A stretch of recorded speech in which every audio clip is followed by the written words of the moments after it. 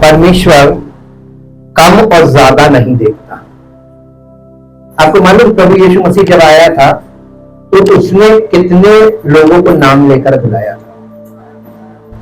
केवल 12। उसने उसके पीछे भीड़ चलती थी, लेकिन उसने भीड़ को नाम लेकर नहीं बुलाया। भीड़ का मतलब जनरल। लेकिन उसके पीछे भीड़ चलती थी, लेकिन उसने 12 शागिर्द बनाए थे। उसमें से एक धोखेबाज निकला था। वो भी परमेश्वर की योजना का पार्ट ही था। और उसकी जगह पर एक और चुना गया था, मतिया, तो प्रेरितों के काम में मिलता है, चिट्ठी डालकर। हम इस बात को देखते और समझते हैं कि परमेश्वर या परमेश्वर का इकलौता पुत्र प्रभु यीशु मसीह भीड़ को फोकस नहीं करता। अभी तक अगर आपने बाइबल में इस बात को नहीं समझा, यह आपकी चूक है। यह समझने का विषय था। भीड़ उसके पीछे चलती थी, उसके बावजूद उसने कहा I will build my church, मैं अपनी कलीसिया बनाऊंगा। किनके द्वारा कलीसिया की शुरुआत हुई? उन्हीं 12 में से एक को छोड़ के 11, और फिर एक और चुना गया था 12। उन 12 को प्रभु यीशु मसीह ने कलीसिया की स्थापना के लिए नियुक्त किया। गिनती के लोग थे ना। और जो उद्धार पाते जाते थे, पहली सदी की कलीसिया प्रेरितों से शुरू हुई, और जो उद्धार पाते जाते थे यानी बॉर्न अगेन होते जाते थे, प्रभु प्रतिदिन, इसका मतलब प्रतिदिन लोग बॉर्न अगेन होते थे और उन्हें कलीसिया में प्रेरितों के चरणों में जोड़ देता था। कि किसकी कलीसिया बन रही थी? उसने कहा I will build my church. जब वो अपनी कलीसिया बनाएगा तो कैसे बनाएगा? थोड़े थोड़े लोगों को जो बॉर्न अगेन होते जाएंगे उनको प्रेरितों के साथ कनेक्ट करेगा। प्रेरित कहां पाए जाते हैं? बाइबल में है। प्रेरित है बाइबल में। और बाइबल में कनेक्ट करने का मतलब बाइबल क्या है?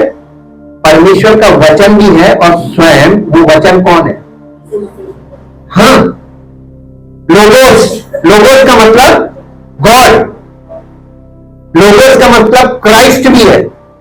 परमेश्वर ने मुख से बोला और सृष्टि प्रकट हो गई। बनाया कुछ नहीं, लेकिन एक चीज बनाई। उसने आदम को बनाया, उसकी पत्नी को बनाया, बाकी बनाया कुछ नहीं।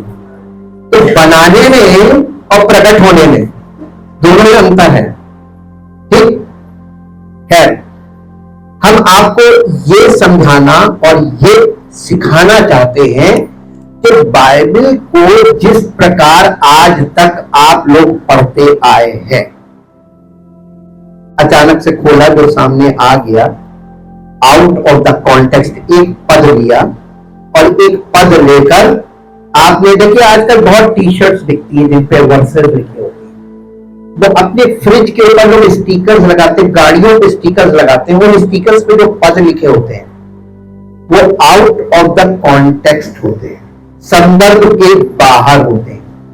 और वो पद आपके अंदर झूठी आशा, झूठा विश्वास, झूठी धारणा और त्रुटियां उत्पन्न करते हैं। बाइबल परमेश्वर ने लोगों तक पहुंचने दी, इसके पीछे की मंशा क्या है?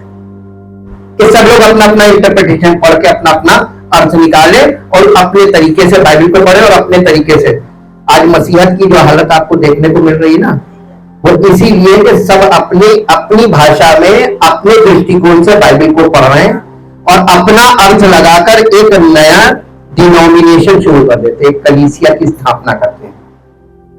यीशु मसीह की कलीसिया में और जो मनुष्यों के द्वारा बनाई गई कलीसिया, इसका अंतर आप कैसे समझ पाएंगे?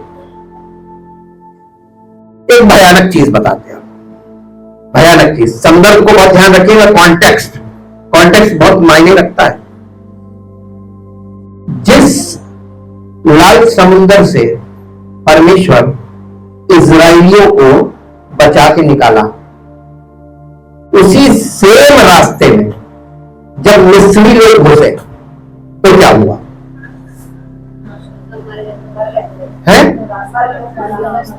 क्यों हुआ, क्यों है? वही उद्धार का मार्ग था, परमेश्वर ने खोला था उसको।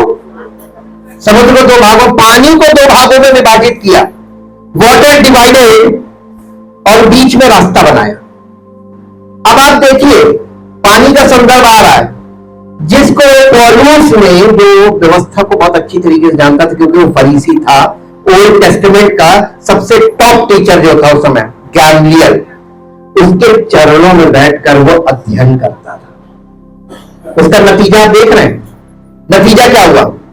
बाइबल का पुराने नियम का अध्ययन उस जमाने के सबसे अच्छे टीचर के चरणों में बैठकर पौलुस ने जो अध्ययन किया था, उसका नतीजा यह हुआ कि जब यीशु मसीह ने उसको पकड़ा और पवित्र आत्मा से उसको परिपूर्ण किया, तो उसने दूध का दूध और पानी का पानी कर दिया। नया नियम उस पुराने नियम की सच्चाई को खोलता है जो पौलुस के द्वारा लिखी गई।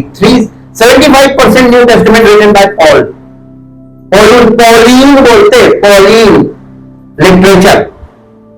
ये पॉलिन लिटरेचर का मतलब पौलुस के द्वारा रचित सुसमाचार। और आप देख रहे हैं कि संसार में इस बाइबल के बावजूद झूठी शिक्षा प्रचंड है, जलाल में, और जितने लोग उन शिक्षाओं में लिप्त हो गए वो सब झूठे मसीही बन गए। उनकी जिंदगी में वो रोशनी नहीं, उनके जीवन में पवित्र आत्मा का प्रकाश नहीं, परमेश्वर की सामर्थ्य नहीं, कुछ भी नहीं है। फेक, झूठा विश्वास, झूठी आशा, और दूसरों को ढाढ़स बंधाते हैं और खुद एक समस्या में चिथड़े चिथड़े हो जाते हैं, विश्वास के चिथड़े हो जाते हैं, कहीं नहीं रहते, टिकते ही नहीं। यीशु मसीह ने क्या वादा किया था? मैं अपनी कलीसिया बनाऊंगा। उसके बाद संदर्भ में आगे बढ़िए, उस कलीसिया की विशेषता बताई थी कि अधोलोक के फाटक उस पर प्रबल नहीं होंगे, यानी इविल पावर्स उस पर जयवंत नहीं होंगे। एक मसीही विश्वासी का अर्थ क्या होता है बिब्लिकली? आप ऐसे देखेंगे, एग्जाम्पल कलीसियाओं में देखेंगे, आप किसी व्यक्ति को, मसीही विश्वासी को देखेंगे जो आपकी दृष्टि में बहुत अच्छा आपको लगता हो, उनको देखिए और आप बाइबल में जाकर देखिए, आपको इतना बड़ा अंतर मिलेगा। और वो अंतर ज्यादातर मालूम है फिजिकल और स्पिरिचुअल का, फिजिकल और स्पिरिचुअल का। और आप कभी भी स्पिरिचुअल पॉइंट्स उसकी लाइफ में देख नहीं पाएंगे क्योंकि आपको वचन नहीं मालूम है। ये बाइबल हमको दी है, लेकिन आपके पास बायोलॉजी की किताबें, आपके पास मेडिकल की जो डॉक्टरी की पढ़ाई होती है उसकी किताबें हैं, आपके पास इंजीनियरिंग की भी किताबें हैं, आपके पास इतनी भयानक भयानक टेक्निकल बुक्स हैं। क्या ले पर्सन उसको पढ़ के इंजीनियर या डॉक्टर बन सकता है? अगर पढ़ के बनना चाहे तो नहीं, हम बता रहे हैं आपको, मेडिकल की पढ़ाई करके लोग ढोला टाप डॉक्टर बन सकते हैं। और ज्यादा कौन से हैं? फीस कम होती, भीड़ ज्यादा लगती, 2 टिकियों में आपको फायदा तो लगता है लेकिन आपके अंदर मर्ज की कंडीशन बिगड़ जाती है। आप अभी क्योंकि मेडिकल साइंस को नहीं जानते हैं, आपने कहा था सिम्टम, देखिए एलोपैथिक सिम्टम के आधार पर काम करती है। एक ही बीमारी के कई सिम्टम हो सकते हैं और कई बीमारियों के एक सिम्टम भी हो सकते हैं। हालेलुया। आपको पता कैसे चलेगा कि आपका सिम्टम इसी टैबलेट से ठीक होगा? How can you discern? Discern का मतलब होता है किसी चीज को बड़ी जटिलता से समझना। आप कैसे पता लगाएंगे कि आपको ये वाली टैबलेट की जरूरत है? आपकी खामोशी बता रही कि आप नहीं बता पाएंगे। अब हम फिजिकल बात कर रहे हैं, जब आप फिजिकल में फेल हो जाएंगे तो स्पिरिचुअल में तो आप कहीं है ही नहीं। हालेलुया। अब आप इंजीनियरिंग में आइए, इंजीनियरिंग की पुस्तक पढ़कर एक ले पर्सन एक सड़क के किनारे का मैकेनिक बन सकता है जिसको अधूरा ज्ञान है, क्योंकि जब वही पुस्तक ट्रेन्ड पर्सनल यानी एक्सपर्ट्स के द्वारा आपको समझाई जाती है और सिखाई जाती है, तब आपको वो चीजें पता चलती जो जीवन में इससे पहले आपको मालूम नहीं थी। मेडिकल में भी यही है, इंजीनियरिंग में भी यही है, और भी फील्ड्स हैं, सब में यही है। आप किस आज के युग के लोगों के बारे में बताएं, व्हाट्सएप यूनिवर्सिटी वाले सब हैं, और सोशल मीडिया की न्यूज सुनकर भ्रमित होने वाले लोग हैं। एक स्पेशल जनरेशन है, इससे पहले नहीं थी और इसके बाद भी नहीं होगी। ये यही जनरेशन है, और इस जनरेशन का समय इसीलिए कठिन है, इन्हें आप डील नहीं कर सकते, क्योंकि हर आदमी गुरु है।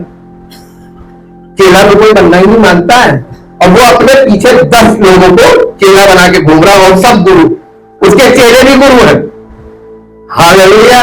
रिलीजियस सिस्टम में आप लोग न्यूज में देख रहे होंगे कि गुरु और गुरु के जो चेले हैं वो भी महागुरु, और कैसे काम चल रहा है। और ये हर रिलीजन में हो रहा है, ये एक रिलीजन की बात नहीं है। रिलीजन का आधार ही यही है कि अपने एजेंट्स जोड़ो और वो लोगों का माइंड वॉश करें, ब्रेन वॉश करें, और उनको अपने गुरु की तरफ प्रेरित करवाएं। अंधविश्वास, अंधविश्वास में आधार नहीं है, वहां वचन नहीं है, वहां केवल मनुष्यों के मुख की बोली है, जो जितने लोगों को पटा के अपने गुरु के पास लाएगा उसको इनाम मिलता है। हालेलुया। और ये हर रिलीजन में चल रहा है, हम किसी एक रिलीजन की बात नहीं कर रहे। This is the function of religion, क्योंकि वो फिजिकल है, और स्पिरिचुअल में वहां सब ब्लैंक है, क्योंकि कोई आधार नहीं, वचन नहीं। परमेश्वर का वचन इसको क्यों बोलते हैं? परमेश्वर के वचन की पहली प्राथमिकता या पहला उसकी विशेषता यह है कि ये मिटता नहीं। भाषाएं मिट जाएंगी, और देखिए युगों से युगों तक सब कुछ मिटा है, लेकिन बाइबल वैसी की वैसी है, एज इट इज। कोशिश तो की जा रही है, आज भी की जा रही है और की गई है, इसके इंटरप्रिटेशन और इसके एडिशंस बनाकर। लेकिन अगर आप नेगेटिवली देखेंगे, भटकने वालों के लिए ओरिजिनल भी भटकने का कारण होगी और एडिशंस भी। लेकिन अगर आप पवित्र आत्मा से प्रेरित व्यक्तियों की बात करें तो दोनों ही प्रकार की, यानी ओरिजिनल बाइबल और एडिशन वाली बाइबल, रिवाइज्ड वर्जन, ये उसके लिए और लाभदायक होती जाती है, because of the Holi spirit. क्योंकि प्रभु यीशु मसीह ने वचन तो पहले से दे रखा था, पुराना नियम था when Jesus on earth, Scrolls में था when Jesus on earth, प्रमाण है इसमें। जब यीशु मसीह आराधनालय में गया उस समय बाइबल क्योंकि प्रिंट नहीं हुई थी, तो बाइबल सबके हाथों में नहीं जाती थी, और वो केवल आराधनालय में स्क्रॉल्स रखे होते थे, और वो स्क्रॉल वहां का सेवक निकाल के पढ़ने वाले को देता था। जब यीशु मसीह आराधनालय में गया तो उसको यशाया की पुस्तक का जो स्क्रॉल था वो यीशु मसीह को दिया गया। उस समय उसमें चैप्टर और वर्सेस नहीं थे, ये हमारी सुविधा के लिए बाद में डाले गए। तो वो पूरी बाइबल जो है वो कंटिन्यूएशन में लिखी हुई है, बुक्स बाय बुक्स, और ये क्रोनोलॉजिकल ऑर्डर में है। क्रोनोलॉजिकल ऑर्डर का मतलब होता है, देखिए हम आपको डिफरेंसेस बताते हैं। सबसे पुरानी पुस्तक बाइबल में कौन सी आपको नहीं मालूम? नहीं मालूम ना? सबसे the oldest book in the Bible is the book of Job, अय्यूब की पुस्तक। अय्यूब की पुस्तक सबसे पुरानी पुस्तक है। लेकिन अगर क्रोनोलॉजिकल ऑर्डर से देखें तो उत्पत्ति की पुस्तक पहले है, अय्यूब की बहुत बाद में आती है, भजन संहिता से पहले आती है। और ये भजन संहिता से पहले इसलिए रखी गई है क्योंकि क्रोनोलॉजिकल ऑर्डर का मतलब होता है ऐतिहासिक क्रम में इन पुस्तकों को रखा गया है। क्रोनोलॉजी का मतलब होता है history, chronicles, book of Chronicle इतिहास की पुस्तक है ना। क्रोनोलॉजिकल ऑर्डर का मतलब ऐतिहासिक क्रम में इसको बनाया गया है। ये बाइबल ऐसे बनी है, ये बुक ऑफ बुक्स है, किताबों की किताब, ये एक पुस्तक नहीं है। और ये क्रोनोलॉजिकल ऑर्डर को समझना, ऐतिहासिक क्रम को समझना, कि एक सृष्टि से परमेश्वर ने शुरू किया, सृष्टि की रचना से कहानी शुरू होती है और नई सृष्टि प्रकाशित वाक्य में वहां पे जाके कंप्लीट होती है। तो इसका मतलब इस पुस्तक में एक ही सार चल रहा होगा, हर पुस्तक में एक ही सार पे बात हो रही होगी। वो सार क्या है? Jesus Christ. लेकिन आज आप क्रिश्चियनिटी में जाकर देखिए, ये फिजिकल एक्ट्स कहां से आ गए? हम दुआ करेंगे।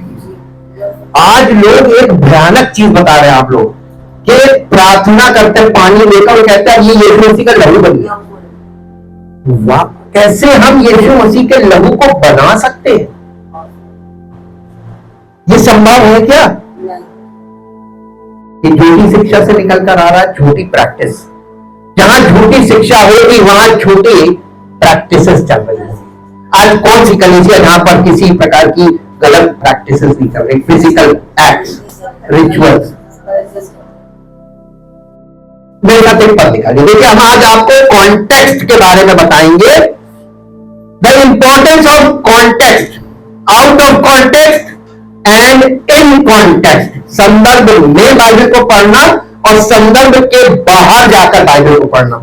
जब आप बाइबल में से एक आयत निकालकर व्हाट्सएप करते हैं किसी को, आपके पास ढेरों वर्सेस आती होंगी रोज सुबह, और आप ढेरों वर्सेस भेजते होंगे रोज सुबह।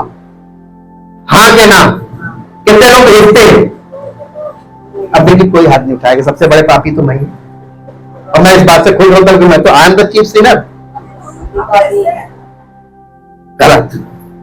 आप बाइबल में से एक पद निकालकर, इसको बहुत ध्यान से समझिए, ये आपकी भावना को चोट पहुंचाएगा लेकिन आपको अंदर से हमेशा के लिए करेक्ट करेगा। जो चीज आपको तकलीफ पहुंचाए सुनने में, उसे जरूर सुनिए, क्योंकि वो आपकी विचारधारा पे चोट कर रही है, वो आपकी सोच पर चोट कर रही है। आप एक पद को कैसे निकालकर किसी को भेजते हैं, और वो व्यक्ति परमेश्वर के वचन से वाकिफ नहीं है, वो स्टडी का हिस्सा नहीं, उसके अंदर अंडरस्टैंडिंग लेवल आपको मालूम नहीं है कि कितना डेवलप हुआ कि नहीं हुआ। आपने उसको एक पद भेजा नहीं, लेकिन भेजना नहीं, पद ना भेजिए। आप अपना अंडरस्टैंडिंग जो आपको समझ में आया सुनने से, आप उसके अपने अनुभव को शेयर कर सकते हैं। उससे उसका फायदा होगा कि अच्छा इनको ये चीज समझ आया, मुझे क्यों नहीं आई। वो आपके अनुभव से वो सीख सकता है। लेकिन आप किसी को एक पद भेजते हैं। हम एक एग्जांपल बताते हैं। एक एग्जांपल ये है कि बहुत बहुत मशहूर आयतें हैं जो आप टी शर्ट्स पे लिखी देखते हैं, कप्स पे लिखी देखते हैं आप, ये इससे लोग आकर्षित होते हैं। अरे ये तो बाइबल की आयत लिखी हुई है, अरे आपको लगता है ये मसीह के लोग हैं, ये चीज मसीहत से जुड़ी हुई है। आपके फ्रिज पे आप आयत लिख देंगे तो क्या आपका फ्रिज मसीही हो जाएगा? क्यों नहीं होगा? उसमें मन है ही नहीं, आत्मा है ही नहीं। बहुत ही गाड़ी पे वर्ष लिख देंगे तो क्या गाड़ी आपकी मशीन है? झूठी शिक्षा का हिस्सा आप बन रहे हैं ना, ये गलती कर रहे हैं ना। जहां आपको लगता है, देखिए मन फिराव का मतलब है ये सारी जिंदगी का प्रोसेस है। आप फिजिकल व्यक्ति हैं, आपने शुरू से रिलीजियस बातें सुनी है, आपने हार्ड बातें नहीं सुनी है, और जहां हार्ड बातें हो वहां से आप भागेंगे, क्योंकि वो आपकी विचारधारा के, आपके दृष्टिकोण के बिल्कुल उल्टी बात होगी। प्रभु यीशु मसीह अपने चेलों से ये क्यों कह रहे थे कि मुझे तुमसे बहुत सी बातें कहनी है जिन्हें तुम अभी सह नहीं सकते, परंतु जब वो अर्थात सत्य का आत्मा आएगा तब वो तुम्हें हार्ड बातें बताएगा। तो पवित्र आत्मा प्यार की बातें करने के लिए आया कि हार्ड बातें? प्रमाण दे। दोनों रचित सुसमाचार 16 अध्याय उसका 8 पद पढ़िए। पवित्र आत्मा काहे के लिए आया? और वो आकर, कौन? पवित्र आत्मा, सत्य का आत्मा, और वो आकर संसार को पाप और धार्मिकता और न्याय के विषय में निरुत्तर करेगा। कैसे करेगा निरुत्तर? वो आपकी विचारधारा की विरोध बात करेगा तभी तो निरुत्तर होंगे। हाँ के ना? चोट लग रही है ना? इसको इंग्लिश में पढ़ लीजिए। And when he comes, he means the Holy Spirit person.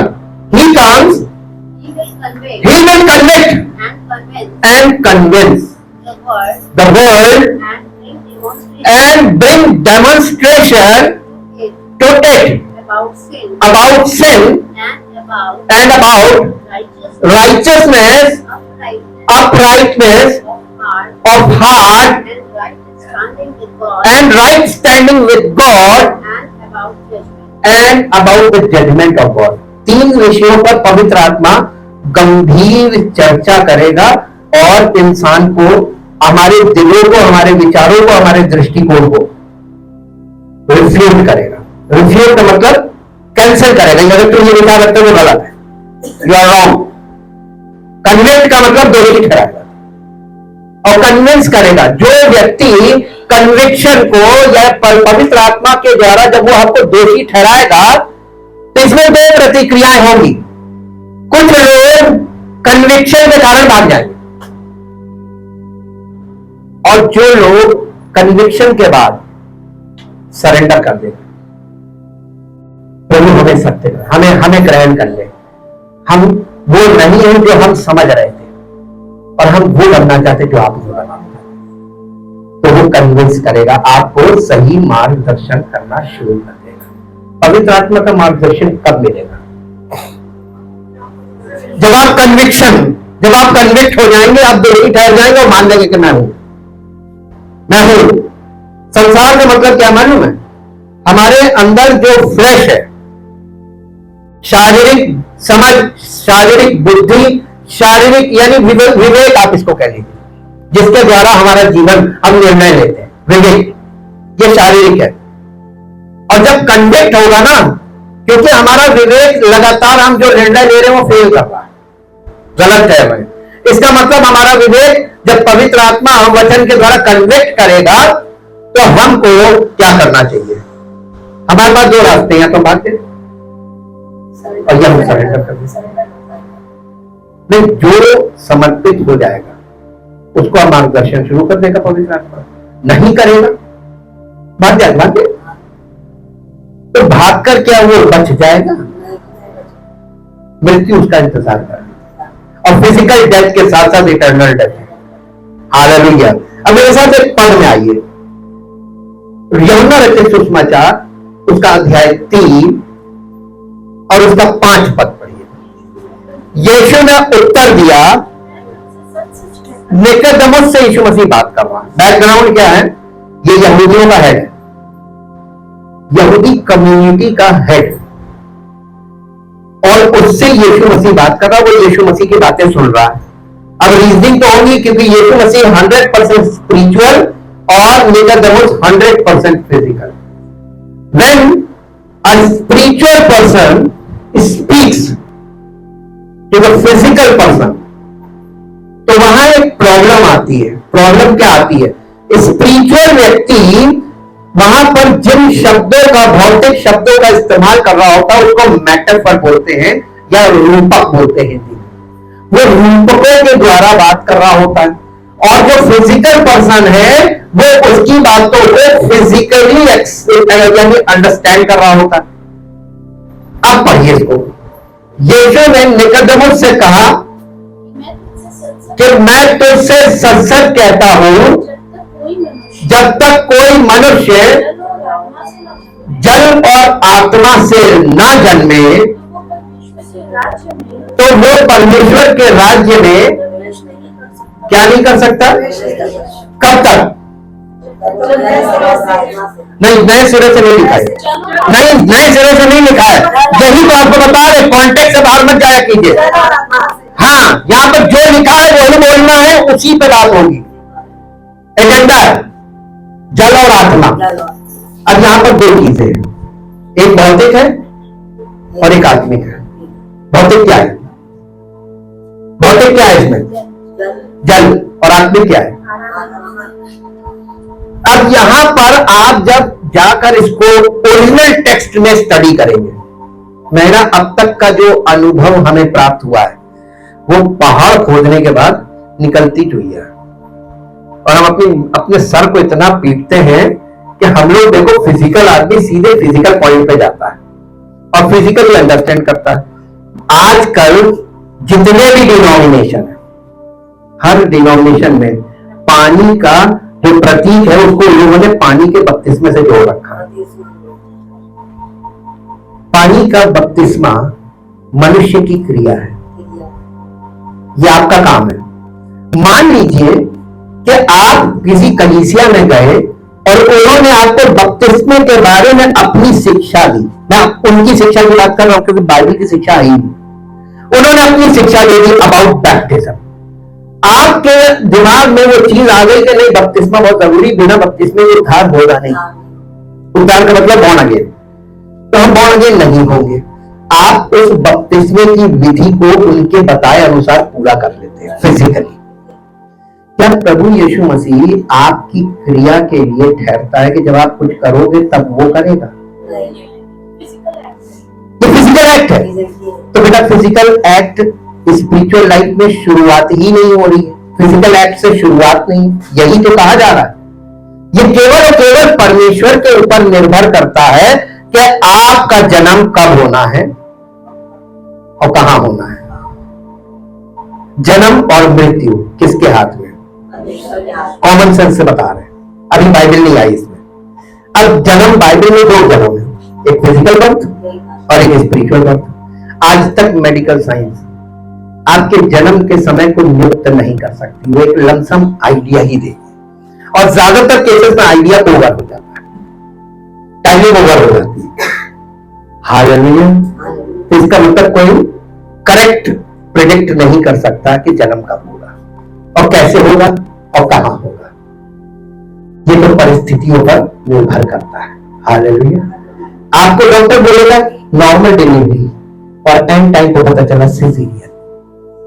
क्यों नहीं प्रिडिक्ट कर पाए? लगातार उन्होंने स्टडी करी आपको, क्योंकि मेडिकल साइंस की सीमाएं हैं। इसलिए सीमाएं क्योंकि वहां पर एक मानव बुद्धि काम कर रही है, परमेश्वर का आत्मा नहीं काम कर रहा है, तो वहां पर आपको एक्यूरेसी नहीं मिलेगी।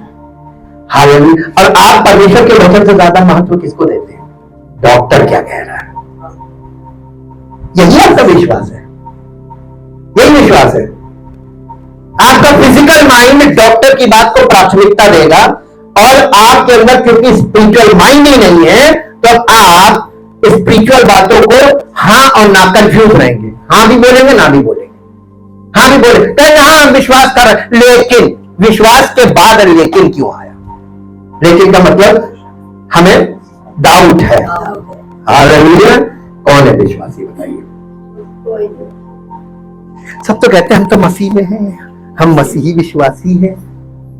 अरे इतना आसान नहीं है विश्वास कि आपके बोलने से हो जाएगा, काम करने लगेगा। जी यहां पे उसने कहा निकोदेमुस से कि जब तक कोई मनुष्य जल और आत्मा से जन्म ना ले तो वो परमेश्वर के राज्य में। यीशु मसीह यहां पर मालूम क्या बता रहे थे? जल के द्वारा जन्म जो है वो फिजिकल बर्थ है। क्वेश्चन करना चाहिए था कैसे? आप मेडिकल साइंस में जाइए, जब बेबी वूम में होता है वहां पर एक प्रकार का जल होता है और वो जल निकलता है और बच्चे का जन्म होता है। The first physical birth through water. Hallelujah. Water sac होता है अंदर, उसी के अंदर बेबी होता है, मूव करता है, वो उसके जीवन का जल होता है। हालेलुया। अब आपको समझ में आ गया होगा कि यीशु मसीह निकोदेमुस समझ रहा था ये फिजिकल बर्थ। यीशु मसीह वहां पर दो जन्म की बात कर रहा है, फर्स्ट फिजिकल देन स्पिरिचुअल, तब आत्मा के द्वारा जन्म लेना। और मालूम है लोगों ने या डिनोमिनेशन वालों ने यहां पर जल को वाटर बैप्टिज्म से कह दिया। ये वो पवित्र आत्मा के लिए पानी का बपतिस्मा और आत्मा। आप कैसे अपनी विधि को उसमें गुजर सकते हैं परमेश्वर के कार्यों में? हाँ, इसीलिए तो बॉर्न अगेन नहीं हो रहे हैं कलीसियाओं में लोग, सब वही बन रहे हैं अंधभक्त। जो सिखाया जा रहा है वही विश्वास कर रहे, वही बोल रहे दूसरों को। यहां पर बैप्टिज्म की बात ही नहीं कर रहा था। यीशु मसीह कह रहा था कि जल और आत्मा से जन्म मतलब दो जन्म, पहला फिजिकल और फिर स्पिरिचुअल। फिजिकल और स्पिरिचुअल बर्थ के बीच अंतर क्या रखा? परमेश्वर ने। नहीं मालूम? यीशु मसीह का जो जन्म हुआ था पहला, वो फिजिकल हुआ था कि नहीं हुआ? क्रिसमस मनाते हैं सब, वो यीशु मसीह का कौन सा बर्थ था? फिजिकल था ना। परमेश्वर ने उसको हाईलाइट नहीं किया, लेकिन डिनोमिनेशनल क्रिश्चियनिटी ने उसको हाईलाइट कर दिया, जो परमेश्वर नहीं चाह रहा था। क्रिसमस को इतना खुशी नहीं मनानी थी जितनी कि यीशु मसीह के पुनरुत्थान की खुशी मनानी थी। और उल्टा क्या हो गया? फिजिकल बर्थ की खुशी जोरदार है, और जब वो वास्तव में आत्मिक रूप से प्रकट हुआ, कोई सिग्निफिकेंस नहीं है। कलीसिया कहां से शुरू हो रही है? यीशु मसीह के फिजिकल बर्थ से कि पुनरुत्थान के बाद से? किस मैसेज के साथ शुरू हो रही है? यीशु मसीह के जन्म का मैसेज है कि पुनरुत्थान का? अब देखिए कहां से मसीह, क्या हो गया? सुसमाचार यही है, और इस सुसमाचार को हटा दिया। पौलुस बार बार इसी में पा रहा है। अब मेरे साथ एक पद निकालिए, आपको मिलेगा पहला कुरिन्थियों 15 अध्याय, उसका पहला, दूसरा, तीसरा, चौथा पद, 4 पद पढ़ेंगे। हे भाइयों, मैं तुम्हें वही सुसमाचार सुनाता हूं जो पहले सुना चुका हूं, जिसे तुमने अंगीकार भी किया था और जिसमें तुम स्थिर भी हो। उसी के द्वारा हमारा, किसके द्वारा? पानी के बपतिस्मे के द्वारा? हाँ नहीं, वो सुसमाचार का अंगीकार जो पौलुस को सुनाया था। तो पौलुस ने तो बपतिस्मे की बात ही नहीं करी, बल्कि पहली कुरिन्थियों में पौलुस कहने लगा, उसने कुछ नाम लिए कि मैंने इनको छोड़ किसी को बपतिस्मा नहीं दिया, और आगे उसने कहा कि क्योंकि परमेश्वर ने मुझे बपतिस्मा देने के लिए नहीं बल्कि सुसमाचार सुनाने के लिए भेजा। तो जिनको ये जिम्मेदारी दी गई है कि यीशु मसीह के प्रेरित की ये जिम्मेदारी है सुसमाचार सुनाने की, ना कि बपतिस्मा देने की। और आज क्या हो रहा है? और सुसमाचार पौलुस वाला, पौली नहीं, उसमें क्योंकि बपतिस्मा नहीं है ना, तो लोग कैसे पढ़ेंगे? 3 पॉइंट काम करते, नेम, फेम, मनी। ये कैसे आएगा? देखिए, हमको परमेश्वर ने इन तीनों कामों के लिए नहीं चुना, नेम, फेम, मनी। उसने हमें सत्य बोलने के लिए चुना है, और जब सत्य बोलेंगे, उसने मुझे पहले ही बता दिया था कि लोग आएंगे, एकदम से भीड़ बढ़ जाएगी, और फिर वचन सुनकर सुनकर धीरे देखो छटनी हो जाएगी, और फिर आने लगेंगे, दूसरी लौट आएगी, फिर तीसरी लौट आएगी। हमने कहा ठीक, कहना तू विचलित मत होना, मैं तुझे संभालूंगा और तेरी आवश्यकताओं की पूर्ति मैं करूंगा, वो करेगा। हम लोगों पर निर्भर नहीं है। ठीक, अब देखिए यहां पर वो कह रहा है कि जिसे तुमने अंगीकार किया था उसी से तुम्हारा उद्धार होता है, उसी के द्वारा तुम्हारा उद्धार होता है। सुसमाचार के द्वारा जो पौलुस ने सुनाया, उसके द्वारा हमारा उद्धार होता है। यहां पर मास्टर लाइन पकड़िए जी। यदि उस सुसमाचार को जो मैंने यानी पौलुस ने कुरिन्थियों की कलीसिया को सुनाया, स्मरण रखते हो, नहीं तो अब ये बताइए, आज मसीही विश्वासियों का विश्वास क्या है? कैसे? वो क्रियाओं में फंस गए। अब मेरे साथ एक पद निकालिए, फिर वहीं पे आ जाइए, यूहन्ना 3 अध्याय, और उसके देखिए कॉन्टेक्स्ट आपको बता रहे हैं ना, इस संदर्भ में जहां पे ये बात लिखी है, उसी में जब आप आगे कभी भी एक पद मत पढ़िएगा। संदर्भ का मतलब होता है कि जिस संबंध में जो बात की जा रही है उसका ऐतिहासिक पहलू क्या है, उस जिस समय में बोला गया, उस समय लोगों की समझ क्या थी और क्यों ऐसा बोला जा रहा, क्योंकि उनकी समझ के हिसाब से बात कर रहा था। दूसरी बात यह कि इसके आगे पीछे भी पढ़ेंगे तब आपको पता चलेगा कि किस संदर्भ में ये बोला जा रहा था और क्यों ऐसा बोला जा रहा था। जी जी, 3 अध्याय 5 पद के बाद 6 पद पढ़िए। क्योंकि जो शरीर से जन्मा है, देखिए यहां पर जल और आत्मा से जन्म के बाद तुरंत देखिए कॉन्टेक्स्ट में उसने आगे क्या बोला, क्योंकि जो शरीर से जन्मा है। अब एक मिनट रुक जाइए, आप किसी को एक पद ये निकाल कर भेज दीजिए, यीशु ने कहा कि जब तक कोई जल और आत्मा से न जन्म ले उस स्वर्ग के राज्य में प्रवेश नहीं करेगा। और अगर कोई डिनोमिनेशनल व्यक्ति के पास आपने भेजा तो वो कहेगा पानी में बपतिस्मा देना होगा। आपने क्या किया? आपने उस व्यक्ति को क्या कर दिया? गलत दिशा में आपने उनको कॉन्टेक्स्ट से बाहर निकाल दिया। इसके बाद वाले पद में कॉन्टेक्स्ट क्लियर हो रहा है। यीशु मसीह उसी संदर्भ में बात कर रहा है। यीशु मसीह संदर्भ से बिल्कुल भटकता नहीं था। आज प्रचारक किसी विषय पर बोलते बोलते किसी और विषय पर चला जाता है। हमने ऐसे बहुत से प्रचारक सुने जिन्होंने शुरू अनुग्रह पे किया था और पहुंच गए कहीं और, वो विषय बदलता चला गया। Confuse message. टॉपिक ऐसा होना चाहिए कि वो विषय सुनने वालों के मन में क्लियर हो। That is called the teaching by the Holi spirit. पवित्र आत्मा के द्वारा शिक्षा यही है, वो आपको विषय को एकदम स्पष्ट कर दे। अब आप देखिए यीशु मसीह तुरंत कहने लगा अगले पद में कि जो शरीर से जन्मा है और यहां पर दो जन्म बता दी, एक फिजिकल एक स्पिरिचुअल। क्लियर? आपको बाइबल में कहीं और जाना पड़ा संदर्भ क्लियर करने के लिए। कॉन्टेक्स्ट, आप जब पैराग्राफ पढ़ते तब कॉन्टेक्स्ट क्लियर होता, और आप जब एक पद निकाल लेते हैं तो वो आउट ऑफ कॉन्टेक्स्ट हो जाता है। आपने क्या सीखा? बाइबल को संदर्भ में पढ़ना चाहिए। एक पद यहां पढ़ा, एक पद वहां पढ़ा, एक पद वहां स्टडी में किया जाता, ताकि उस वर्ड से संबंधित आगे और पीछे देखा जाए कि बाइबल इस विषय में, इस शब्द के विषय में, इस सब्जेक्ट पे क्या कहती है। तो ये जो स्टडी है ये एक्सपर्ट के द्वारा, उसके यानी लीडरशिप में ही आप कर पाएंगे, अपने आप से नहीं कर पाएंगे। क्या कहते हैं? हाँ के ना? क्योंकि आपको उसकी रियल मीनिंग नहीं मालूम है और आप कंफ्यूज हो सकते हैं। अब आप देखिए एक पद मेरे साथ और निकालिए, भजन संहिता उसका चैप्टर 91।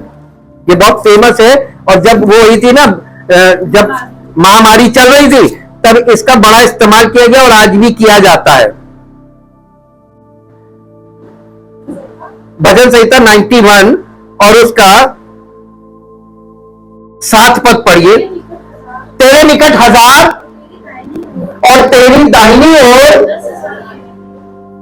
झूठी आशा झूठा विश्वास।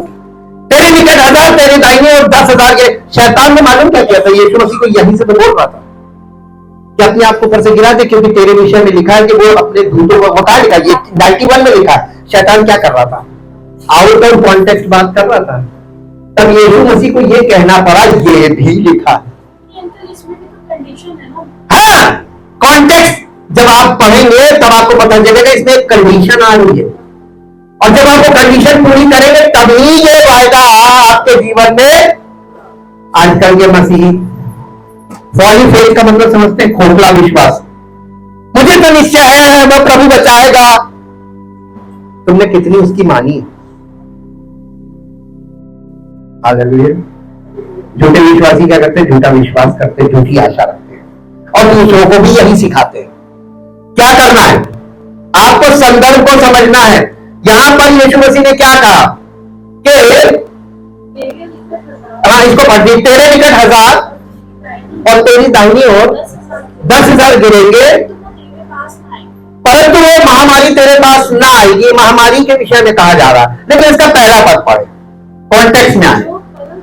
जो परम प्रधान के छाए हुए स्थान में बैठा रहता है, कलीसिया, वो सर्वशक्तिमान की छाया में। ये आशा है, कंफर्मेशन नहीं है। कंफर्मेशन कब है? जब आप इस कंडीशन को पूरा करेंगे। क्या आप कलीसिया में रेगुलर रहते हैं? क्या आप जो डेली बेसिस पे आपको वचन भेजा जाता है उस पर ध्यान से उसको सुनते ग्रहण करते हैं, मन फिराते हैं? तो आपके अंदर काम होगा, परमेश्वर के वायदे आपके जीवन पूरे होंगे। और दोस्त किसको देंगे आप? जब कोई अनहोनी होगी तो आप क्या कहेंगे ना? हम तो देखो प्रभु पर विश्वास करते थे, मेरे साथ क्या कर दिया। अब आप सब बताइए गलत कौन है? आप गलत होके भी उसी पर दोष लगा रहे जैसे आदम ने किया था। आदम ने गलती की और आदम को गलती मान लेनी चाहिए थी, वो ना मान के दोषारोपण, ये बीवी तूने दी। आज तक यही हो रहा है। आदम अपनी बीवी को दोष लगाता, बीवी आदम को दोष लगाती है, दोषारोपण चल रहा है। और जैसे कहते ठीक, लड़ते रहो साथ रहो, लड़ते रहो साथ रहो। मैं तुम्हें टूटने से मना करता हूं, तोड़ना मत, मिले रहो, कभी ना कभी तो ट्यूनिंग आई जाएगी। कलीसिया में अगर बने रहेंगे और वचन में बने रहेंगे, मियां बीवी ऐसे हो जाएंगे कि लोग आपकी मिसाल देंगे कि ये देखो जोड़ा। हालेलुया। ये कैसे होगा? आप अपनी खूबसूरती से अपने पति को बहुत देर तक आकर्षित नहीं रख सकते। आकर्षण, नीति वचन में लिखा आकर्षण तो झूठा है और सुंदरता व्यर्थ है।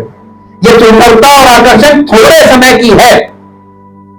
आपका पति आपकी सुंदरता और आकर्षण में थोड़े समय के लिए बस उसको अच्छा लगेगा, उसके बाद आज के युग में क्या करते हैं, तीसरी चौथी पांचवी भी तो है। कहां वो आकर्षित हो गया? आपकी मूर्खता के कारण। जब किसी स्त्री को ये अंदर महसूस होता है कि मेरा पति या मुझसे उतना प्यार नहीं करता, ये उसका दिल बोल रहा है, तो अब ये बताइए, बाइबल कहती है कि दिल जो है वो धोखा देता है। तो आपके दिल में भी ये विचार आ रहा है, ये काहे कि किसको धोखा दे रहा है, और आपका व्यवहार ऐसा हो जाता है इस विचार से कि आदमी ना भी आपसे दूर भागने को दूर ही भाग जाएगा यार, क्योंकि नीति वचन में लिखा है झगड़ालू बीवी के साथ रहने से अच्छा है रेगिस्तान में जाके रह लो। लेकिन वचन में सत्य है ये। तो आपके दिल में ये झूठा विचार जब आए तो वचन में आप बने रहेंगे, तो ये झूठे विचार पे आप देखिए। परमेश्वर ने मनुष्य को अपनी इच्छा को छोड़ने के लिए, अपनी इच्छा को किनारे हटाकर परमेश्वर की इच्छा को आप ग्रहण नहीं कर पाएंगे। अपनी इच्छा को मारने के लिए नहीं बोला है, और अपनी इच्छा को नहीं मार पाएंगे। एक को निकाल दीजिए, रोज याकूब की पत्री, चलिए मैं खोलने जा रहा हूं। याकूब की पत्री, उसका पहला अध्याय, उसका 14 पद पढ़िए। याकूब की पत्री पहला अध्याय 14 पद। परंतु प्रत्येक व्यक्ति चाहे वो मसीही विश्वासी हो या सांसारिक व्यक्ति, प्रत्येक व्यक्ति अपनी ही अभिलाषा से खिंचकर, और पहले क्या होता है, ये अट्रैक्शन है, और फंसकर, जब वो अट्रैक्शन से खिंचकर और फंसकर, देखिए दो क्रियाएं हैं, खिंचाव, अट्रैक्शन, और फंसकर, यानी इस अट्रैक्शन में शिकार हो जाना। आपके साथ आजकल बहुत फ्रॉड हो रहा ना। आपके पास एक कॉल आती है, कोई मैसेज आता है, उसमें आपको जो लालच दिया जा रहा है वो आपको अट्रैक्ट करता है, खींचते हैं, और फिर आप उसको जब कॉल करते वक्त फंस जाते हैं। तो किसने आपसे कहा था कि इसमें अट्रैक्ट हो जाओ और इसमें जाके फंस जाओ? और जब फंस जाते हैं तब इधर भागते उधर भागते हैं, पुलिस के पास भागते, कोई कुछ नहीं कर सकता। जो गया बैंक साफ हुआ तो हो गया। हालेलुया। ब्रेन साफ कर लो, नहीं तो बैंक साफ हो जाएगा, पक्का बता रहे। दिल साफ कर लो, नहीं तो तुम्हारी जिंदगी और परिवार साफ हो जाएगा। जी, खिंच कर और फंस कर परीक्षा में पढ़ता है, और अभिलाषा गर्भवती होकर पाप को जन्मती है, और पाप जब बढ़ जाता है, जब हम लगातार वही करने लगते हैं, तो पाप बढ़ता रहता और एट लास्ट आप इटर्नल डेथ में चले जाते हैं। शारीरिक मृत्यु के साथ आपकी अनंत मृत्यु हो गई, आपको मौका नहीं मिला मन फिराने का, प्रभु की ओर आने का। इसलिए प्रभु यीशु मसीह आपके शारीरिक जन्म के बाद किस उम्र में आपको परमेश्वर की ओर आकर अपना जीवन समर्पित करना चाहिए? वो कौन सी एज है जब आप आत्मिक जन्म ले सकते हैं? क्या एक छोटे से 4 साल के बच्चे का आत्मिक जन्म हो सकता है? कॉमन सेंस से लोगों ने बता दिया नहीं। क्या एक टीनेज बच्चे का आत्मिक जन्म हो सकता है? हो सकता है, लेकिन बहुत कठिन है। हाँ, फिजिकल मेच्योरिटी मस्ट है फॉर स्पिरिचुअल बर्थ। हम आपको जो बताना मांग रहे थे। अब आप देखिए इस चीज को यीशु मसीह के जीवन में देखिए, जब इसका जन्म हुआ परमेश्वर ने ढिंढोरा नहीं पीटा। कुछ विशेष लोगों को जिनके विषय में भविष्यवाणी में लिखा था उन लोगों तक मैसेज गया, वो भी स्वर्गदूतों के द्वारा। सबको नहीं पता चला, इसीलिए किसी ने उस पर विश्वास नहीं किया। वो उसका फिजिकल बर्थ था। लेकिन जैसे ही यीशु मसीह ने 30 साल की उम्र के लगभग अभी एक्यूरेसी नहीं है, जब वो लगभग 30 वर्ष का हुआ तो वो यूहन्ना बपतिस्मा देने वाले के पास गया और यरदन नदी में उसने बपतिस्मा लिया। यीशु मसीह ने बपतिस्मा क्यों लिया? नहीं, यहूदी लोगों को बस ध्यान से सुनिए, वाटर बैप्टिज्म। यूहन्ना बपतिस्मा देने वाले को किसने भेजा था? पिता ने, ठीक। और पिता वो यीशु मसीह का कजन ब्रदर था और 6 महीने बड़ा था। ही इज ओल्डर 6 months, यीशु मसीह से 6 महीने बड़ा था। और उसको भेजा और उसके द्वारा, वो भी पवित्र आत्मा से जन्मा था, वो फिजिकल बर्थ था लेकिन, और वो फिजिकल बर्थ उसका हुआ। और यूहन्ना बपतिस्मा देने वाले को स्टडी करेंगे तो ये पता चलेगा कि वो एलिया की आत्मा थी। यूहन्ना बपतिस्मा देने वाला एलिया की आत्मा को रिप्रेजेंट कर रहा था और कुछ नहीं। और एलिया की आत्मा पुराने नियम भविष्यवक्ताओं से संबंधित है। जब ओल्ड टेस्टमेंट को जो प्रोफेटिक सेक्शन है उसको जब नए नियम में रिप्रेजेंट किया जाता तो एलिया के द्वारा रिप्रेजेंट किया जाता है, यानी भविष्यवक्ताओं की पुस्तक। और भविष्यवक्ताओं का जो रिप्रेजेंटेशन वो एलिया है और व्यवस्था का रिप्रेजेंटेशन मूसा है। ये दो की पर्सन है इन द ओल्ड टेस्टमेंट। और पूरे पुराने नियम को नए नियम में 2 ही भागों में बांटा गया, व्यवस्था और भविष्यवक्ता। ये यूहन्ना बपतिस्मा देने वाले ने आकर यहूदियों के लिए था ये, और यहूदी लोगों को ये प्रचार किया जा रहा है, मन फिराव का प्रचार। और मन फिराव का जो चिन्ह था, जैसे खतने का चिन्ह था, खतना जो था व्यवस्था जिसके साथ परमेश्वर ने वाचा बांधी, वाचा का चिन्ह क्या था? खतना पुराने नियम में। इसी प्रकार से मन फिराव का जो चिन्ह था वो पानी का बपतिस्मा था। अब समझ में आ गया? आप 3 अध्याय पढ़ते हैं तो वहां पे ये लिखा, वो मन फिराव का प्रचार करता था। और जब उसके पास आम लोग आकर बपतिस्मा ले रहे थे, अपने अपने पापों का अंगीकार कर रहे थे, जो अंगीकार कर रहे थे सच्चा अंगीकार कर रहे थे, क्योंकि वो पवित्र आत्मा से जन्मा था ना, तो उसको पता था कि कौन सच्चा अंगीकार कर रहा है, क्योंकि पवित्र आत्मा उसको गाइड कर रहा था यूहन्ना बपतिस्मा देने वाले को। उन लोगों को तो वो बपतिस्मा दे रहा था। लेकिन जब शास्त्री फरीसी यानी रिलीजियस लीडर आए बपतिस्मा देने, तब उसने क्या कहा? और आम लोगों को तो दे दे रहा था जो मन फिरा रहे थे, और जब रिलीजियस लीडर आए तो उनको क्या कह रहा था? ये थी एलिया की आत्मा, दबंग। एलिया बहुत दबंग व्यक्ति था, वो डरता किसी से नहीं था। और वही आत्मा देखिए आप, वो खुल के कह रहा था, हे सांप के बच्चों तुम्हें किसने जता दिया? और उनसे कहा जाओ पहले मन फिराओ के योग्य, यानी प्रमाण दो कि तुम्हारा मन फिर गया है। उसने नहीं दिया। आज वाटर बैप्टिज्म को लेकर क्या टीचिंग चलती है? मन फिराओ को कोई देखता ही नहीं, किसी को पता ही नहीं मन फिराया। हम आपको ढेरों लोग, मेरी जिंदगी में मैंने इतने लोग देखे जिनकी गिनती मैं नहीं बता सकता हूं, और वो बैप्टिज्म पाए हुए लोग थे, उनकी जिंदगी ठोकर का कारण और यीशु मसीह की महिमा को निंदित का कारण, उनको देखकर लोग निंदा कर रहे थे। यही होता है, इसका कारण यही था।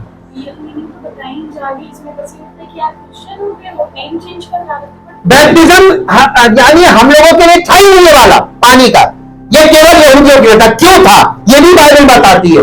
यूहन्ना रचित सुसमाचार में से निकाल लीजिए, आपको पता चल जाए कि ये क्यों चल रहा था। यूहन्ना रचित सुसमाचार, यूहन्ना में आएगा 1 अध्याय,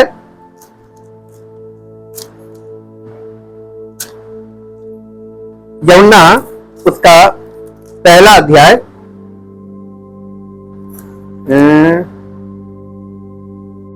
खाना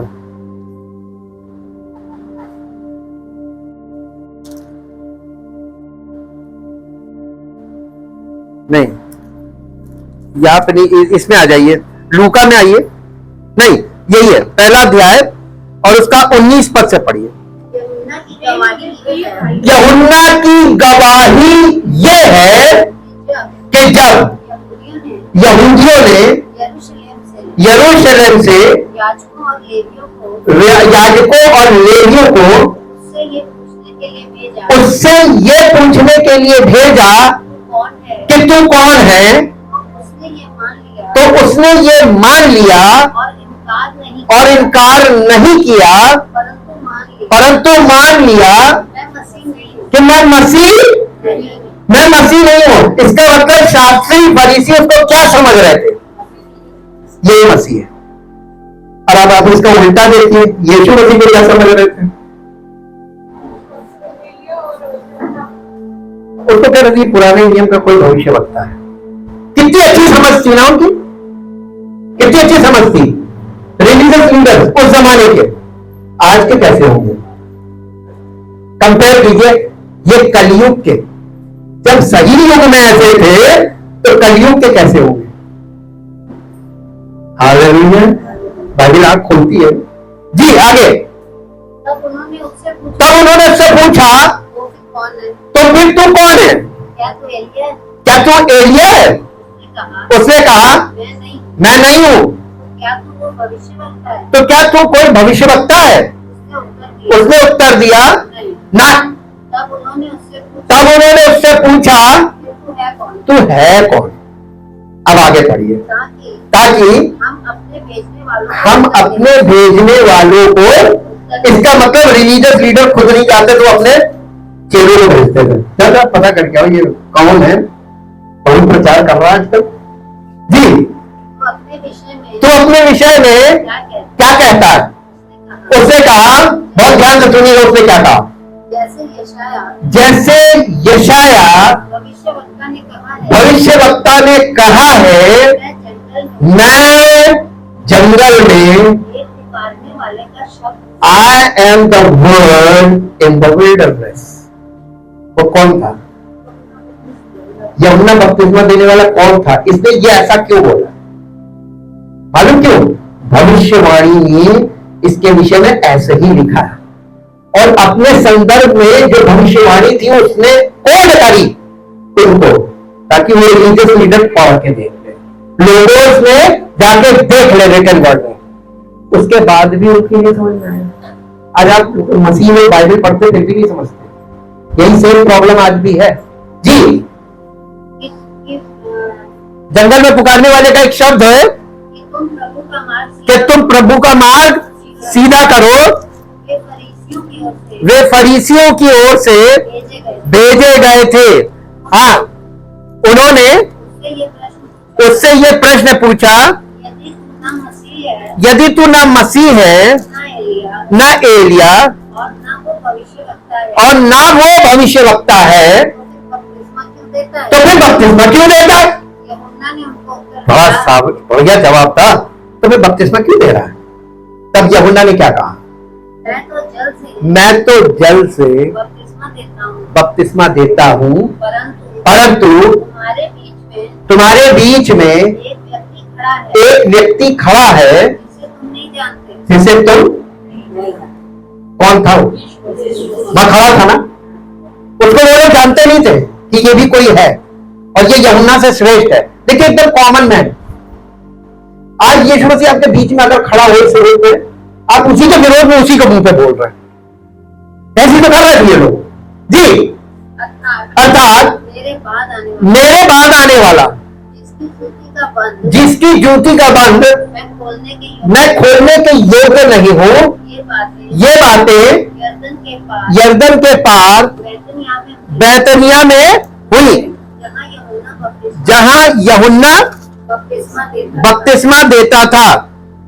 हाँ, इसके बाद इसका 30 पद से पढ़िए, बल्कि 29 पद से पढ़िए आगे कंटिन्यूएशन में। दूसरे दिन उसने, यानी किसने? यूहन्ना बपतिस्मा देने वाले ने यीशु को अपनी ओर आते देखकर कहा, देखो ये परमेश्वर का मेमना है जो जगत के पाप उठा ले जाता है। ये वही है जिसके विषय में मैंने कल तुम्हें बताया था। एक पुरुष मेरे पीछे आता है, वो मुझसे श्रेष्ठ है कि वो, क्योंकि वो मुझसे पहले था। कब? पुराने नियम की बात कर रहा था, उन लोगों को बता रहा था वो पहले है। Jesus said I am, always present tense है ना। आई एम का मतलब मैं हूं। पुराने नियम से लेकर नए नियम तक मैं हूं। पूरी बाइबल में कौन है? तो फिर लोग इतनी दुआ, प्रार्थना, फास्टिंग और ये बपतिस्मा, इनमें क्यों फंस गए? वो है ना, उस तक क्यों नहीं पहुंचे? जी आगे। और मैं तो उसे पहचान, देखिए ये असली बात की है, ये चाबी। ये क्यों पानी का बपतिस्मा दे रहा था? ये पानी के बपतिस्मे के लिए परमेश्वर इसको क्यों भेजा था? अब ये अपनी मिनिस्ट्री के बारे में उसका कारण बता रहा, क्यों भेजा था। मैं तो उसे पहचानता नहीं था, परंतु इसलिए मैं जल से बपतिस्मा देता हुआ आया कि वो कौन? वो कौन? पानी से बपतिस्मा, यूहन्ना बपतिस्मा देने वाला क्यों दे रहा? ताकि वो यानी यीशु मसीह इज़राइल पर प्रकट हो जाए।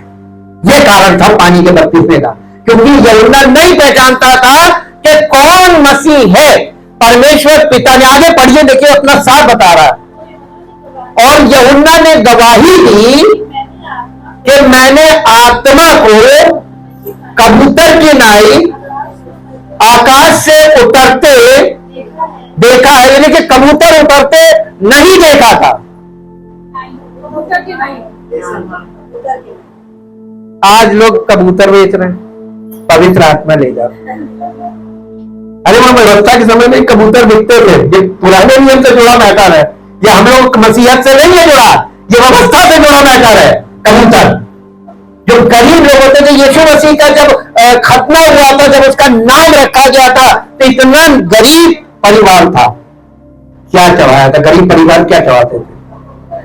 2 कबूतर के बच्चे यीशु मसीह के उसमें बलिदान में चढ़ाए गए थे। ये व्यवस्था की विधि थी, ठीक। उसको कबूतर की नाई, कबूतर क्या है मालूम है? जब जल प्रलय के समय, आप देखिए ये बहुत पुरानी पहली पुस्तक से जुड़ा हुआ विषय है। जब जल प्रलय हुआ तो जिस पानी में लोग मर रहे थे, उसी पानी में लोग बच भी रहे थे। हाँ के कभी आपने पिक्चर कंप्लीट नहीं की होगी। जिस पानी से विनाश हो रहा था, उसी पानी में बचाया भी जा रहा था। यही है बपतिस्मे का अर्थ। वो पानी से मर भी रहे थे, उसी पानी से बचाए भी जा रहे थे।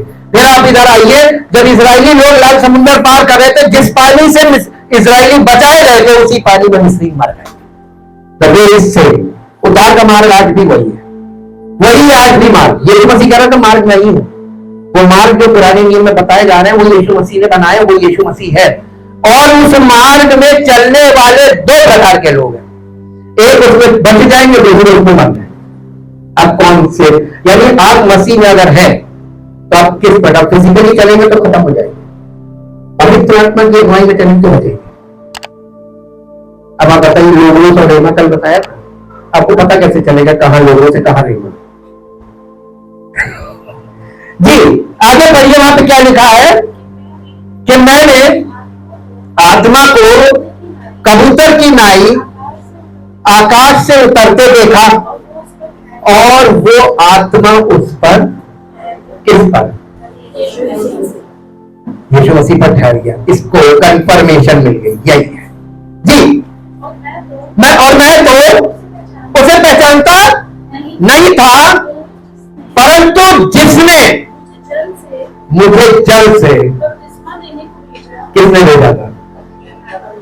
पिता ने। इसीलिए मालूम यीशु मसीह ने एक जगह फरीसियों से पूछा था कि यूहन्ना का बपतिस्मा परमेश्वर की ओर से था या मनुष्यों की ओर से? मालूम क्यों हो रहे थे? वो क्यों हो रहे थे? कंफ्यूज थे।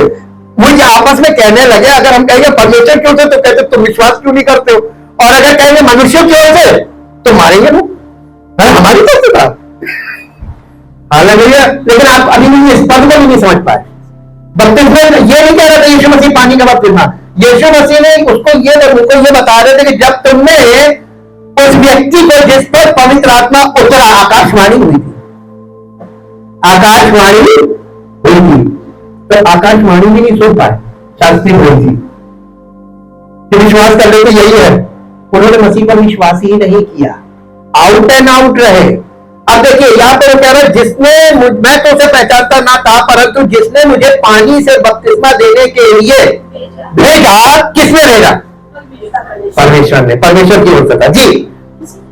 उसी ने मुझसे कहा था कि जिस पर तुम आत्मा को उतरते और ठहरते देखना, वही पवित्र आत्मा से,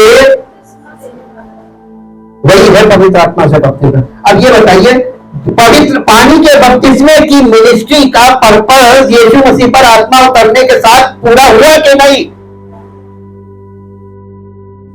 लेकिन यीशु मसीह ने यहां पूरा हुआ नहीं बोला जी, पूरा हो गया था। लेकिन इसे यीशु मसीह ने अपनी मृत्यु पे जाके कहा पूरा हुआ।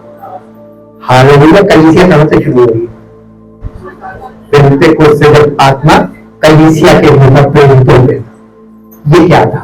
यीशु मसीह का पुनरुत्थान जो है वो यीशु मसीह का आत्मिक जन्म है, बॉर्न अगेन।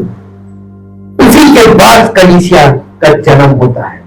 पहला जो पुनरुत्थान है यीशु मसीह का, उसके बाद कलीसिया के द्वारा पुनरुत्थान का कार्य, यही है कलीसियाई सेवकाई। तब ये आकाशवाणी हुई कि ये मेरा प्रिय पुत्र है जिससे मैं अत्यंत प्रसन्न हूं। और इसके बाद जब फिर भी लोगों को समझ में नहीं आया, कुछ समझे कुछ नहीं समझे, उसके बाद यीशु मसीह का जब रूपांतरण हुआ तो 3 चेले थे, और इन 3 चेलों ने एलिया को और मूसा को यीशु मसीह से बातें करते सुना। वो क्या बातें कर रहे थे कि भविष्यवाणियों को और व्यवस्था को यीशु मसीह पूरा करने जा रहा था। मृत्यु से पहले का ये तो उनसे बातें कर रहे थे कि तू अब पूरा कर देगा। वो मसीह की महिमा कर रहे थे, इसीलिए महिमा का स्वरूप दिखाया। तो चेलों ने आपस में ये डिसाइड किया। पतरस बहुत ज्यादा यानी डिसाइसिव पर्सन था।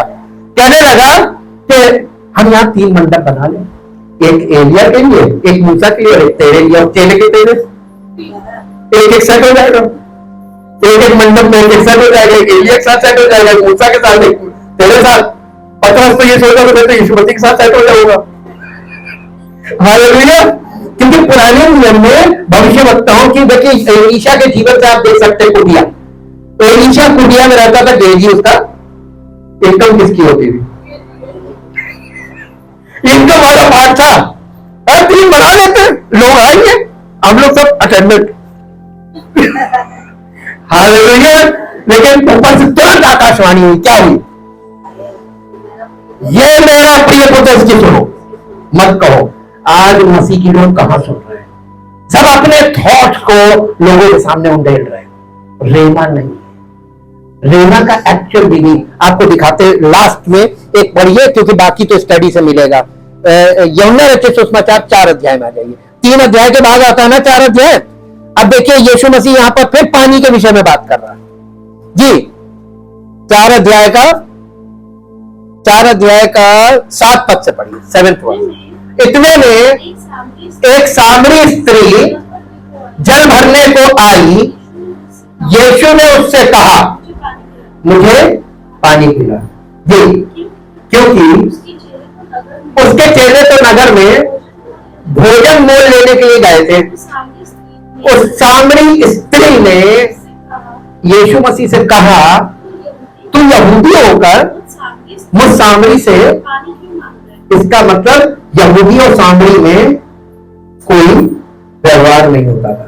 यहूदी अपने आप को उच्च मानते थे, सामरी बेचारे निम्न थे। आज अन्य जाति के लोग और मसीह बिल्कुल सेम वही है। हम सामरी हम लोग जी, क्योंकि यहूदी सामरियों के साथ किसी प्रकार का लेन देन नहीं करते। व्यवहार का मतलब जी।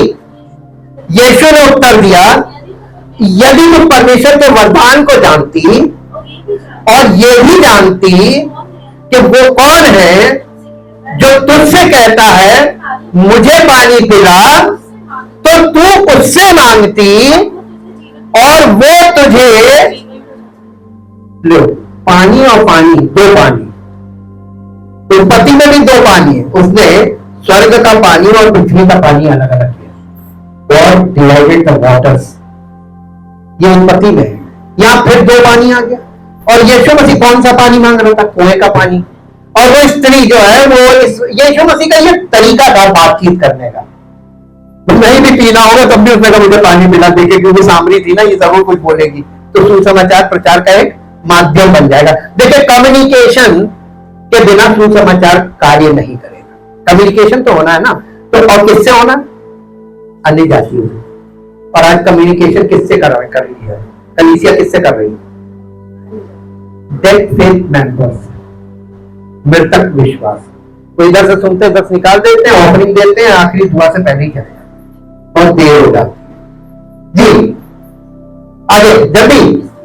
स्त्री ने उससे कहा, लॉजिकल क्वेश्चन, स्त्री ने उससे कहा, हे प्रभु, तेरे पास जल भरने को कोई बर्तन ही नहीं है, ना बाल्टी है ना कुछ है, और कुआं गहरा, ना तेरे पास रस्सी है ना बाल्टी। तो फिर वो जीवन का जल तेरे पास कहां से आया है?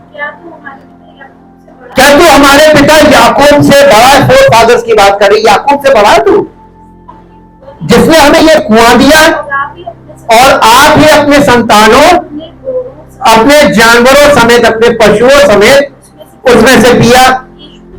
यीशु ने उसको उत्तर दिया, क्योंकि जो कोई, कौन सा? भौतिक जल, भौतिक जल, कुएं का जल। आज लोग बपतिस्मा ले रहे हैं, कौन से जल? यीशु मसीह को सुन लीजिए, जल के विषय, भौतिक जल के विषय में यीशु मसीह का क्या मानना था। आज मसीही लोगों को भी यही मानना चाहिए या अपना विचार रखना चाहिए? बिना बपतिस्मे के हमारा उद्धार नहीं होगा। हाँ, आप यीशु मसीह बड़े हो गए। हाँ, उसने जो विधि ठहराई वो पूरी होगी कि आप जो? उसने कहा ये जल पीकर जो कोई पिएगा वो फिर प्यासा होगा। आप चाहे जितना आप अपने घर में कुआं खोद लीजिए, बोरिंग करवा लीजिए, फायदा किसका होगा? आप बोरिंग करवा लीजिए, फायदा किसका है? आपका कि बोरिंग वाले? बोरिंग वाले का। मालूम क्यों? हर साल वाटर लेवल नीचे जाएगा, वो हर साल मुझे बोला, मोटर भी बदलेगा, पाइप भी बढ़ाएगा, पैसे लगेंगे ना, कराओ बोरिंग। ये बोरिंग जो है, ये बोरिंग बहुत बोरिंग। इस जल को आप जितना पी लो, आपकी प्यास वैसे ही बनी रहेगी। फिर आप यहां से कितना पानी लेके सफर में जा सकते हैं? कितनी देर चलेगी? एक बोतल तो एक बार में हम पी जाते हैं। अरे इसलिए बोतल नहीं रखते, एक बार में पी जाते, फिर खाली लिए घूमते रहो खाली। जी, ये जल, इसे पीकर तो सब प्यासे। जो कोई ये जल पिएगा, कौन सा? भौतिक जल, जी, वो फिर प्यासा होगा। परंतु जो कोई उस जल में से पिएगा जो मैं उसे दूंगा, वो फिर अनंत काल तक। इसका मतलब ये आत्मिक जल की बात है। ये आत्मिक जल कौन दे सकता है? यीशु मसीह दे सकता है। अब आपको इसी विषय पे स्टडी मिलेगी। यीशु मसीह, ये जल यीशु मसीह के द्वारा आपको डायरेक्ट नहीं मिलेगा। यीशु मसीह पवित्र आत्मा से प्रेरित व्यक्ति के द्वारा जब वचन बोलता है और जो रोज आपको प्राप्त होते, यही आत्मिक जल है जिसे आप पीना पसंद नहीं करते। इसे पीलेगा तो आपकी अनंत जीवन आपको मिलेगा। ये अनंत जीवन का पानी है। ये परमेश्वर का वो वचन जो पवित्र आत्मा के द्वारा बोलने के द्वारा, आप सुनने के द्वारा आपके अंदर जाएगा, आपकी आत्मा में। जी, वरन जो जल मैं उसे दूंगा, वो पहले देखिए डायरेक्ट आपको नहीं मिलेगा। कैसे सोता कैसे बनता है ये भी देख लीजिए। जो जल मैं तुझे दूंगा वो उसमें एक सोता बन जाए। कहां? अंदर, हृदय में। जी, और जो अनंत जीवन के लिए उमड़ता रहेगा। स्त्री ने उससे कहा, हे प्रभु, वो जल मुझे दे, ताकि मैं प्यासी ना हूं और ना जल भरने को। यहां पे गलत हो गया। फिजिकल, देखिए वही वाली बात आ गई ना, फिजिकल बातें फिजिकली अंडरस्टैंड करा था, बोल रहा था स्पिरिचुअल। ये पूरे पुराने नियम में यही है। ये एक्चुअली रिवर जो है, रिवर वर्ड निकलता रेमा, रियो, रेमा से रियो है, और रियो से वर्ड निकलता रिवर। और ये परमेश्वर की उपस्थिति से, जब आप किसी सेवक के ऊपर परमेश्वर की उपस्थिति होती है, उसकी आत्मा उसके हृदय में वास करती है, और उसके हृदय से जब परमेश्वर का लोगोस जब उसके मुख के द्वारा निकलता है, ये रेमा बन जाता है। यही है जीवन का जल जो आपकी आत्मा में जाता सुनने के द्वारा, और आप इसके द्वारा बॉर्न अगेन होते हैं, और इसी के द्वारा आपको आत्मिक जीवन मिलता है। और इसी के लिए आपका कलीसिया में उपस्थित होना अनिवार्य है। कितनों को चाहिए? कैसे मिलेगा? उपस्थित होने से और वचन को ग्रहण करने से। आपको क्या करना है? आपको सुनना है, ग्रहण करना है, अंडरस्टैंड करना है और फॉलो करना है। Thank you, thank you, thank you. और मैं प्रार्थना करने जा रहा हूं, अगर आपको लगता है कि आज तक हम बॉर्न अगेन क्यों नहीं हुए, आज तक हमारे जीवन में वो जीवन का जल हमारे हृदय में क्यों नहीं पहुंचा, हमारी आत्मा में वो परिवर्तन क्यों नहीं हुआ, हम नई सृष्टि क्यों नहीं बने, पवित्र आत्मा के फलों का प्रगटीकरण हमारे जीवन से क्यों नहीं हो रहा, हम इतने साल से प्रभु यीशु मसीह पर विश्वास कर रहे हैं। आपको आज पवित्र आत्मा के द्वारा परमेश्वर के वचन को सुनने और ग्रहण करने और उसको अपने जीवन में लागू करके उसके अनुसार, उस निर्देशों के अनुसार चलने से आपको अनंत जीवन मिलेगा। इसीलिए लिखा हुआ है रोमियो 10 अध्याय के 17 पद में कि विश्वास सुनने से, और सुनना मसीह के वचन से होता है, यानी रेमा से। और आपके अंदर विश्वास पैदा होगा, वो विश्वास आपको अनंत जीवन तक चलने में आपकी सहायता करेगा। Thank you, thank you, thank you Lord. जिन्हें तो महान समर्थी परमेश्वर, हम आपका हृदय से धन्यवाद करते हैं आपके सब योजनाओं के लिए, जो आपने प्रत्येक मनुष्य के लिए जो इस पृथ्वी पर है, फिजिकली अलाइव है, वो आपकी आत्मा की अगुवाई में जीवन व्यतीत करने के लिए चल सके। बिना आत्मिक जन्म के ये संभव नहीं है। निवेदन करते हैं परमपिता परमेश्वर, जन्म तो आपकी मर्जी पर निर्भर करता है। काश प्रभु आपकी मर्जी हम सबकी जिंदगियों में पूरी हो, ताकि हम बॉर्न अगेन होकर प्रभु यीशु मसीह की महिमा के बर्तन बने, और हमारा जीवन पवित्र आत्मा के फलों के प्रगटीकरण के द्वारा उसकी महिमा को प्रकट करे, ताकि उसका नाम इस पृथ्वी पर महिमा पाए और हमारा जीवन उसकी महिमा में आगे बढ़े। धन्यवाद के साथ प्रभु इस प्रार्थना को प्रभु यीशु मसीह के पवित्र नाम से मांगते हैं, आमीन।